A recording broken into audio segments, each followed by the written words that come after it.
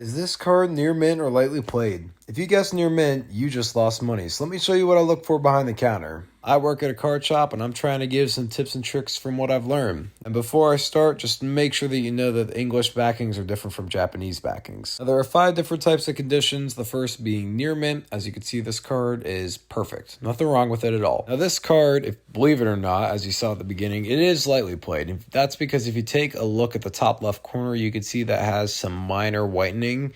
Yes, I know it doesn't look like a wop, but that is enough to make it lightly played. This I would put at the lower end of moderately played, but as you can see, there is whitening on the corners and a bit of whitening on the edges, as well as some discoloration on the back as a whole. If you can ignore the creases of this card and just focus on the edges, you will clearly see that there is quite a bit more whitening.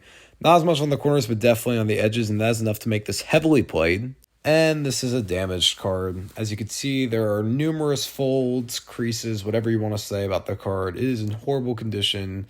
It is a damaged card. Now, I found this little chart online. It's the official TCG player standards, and you can take a look at it if you want. Now, everything I just said is completely dependent on one factor, and that is age. The age of the card will heavily determine the price value. So if I saw whitening on the back of this card, I would probably put it at lightly played or moderately played, right? Because it's brand new.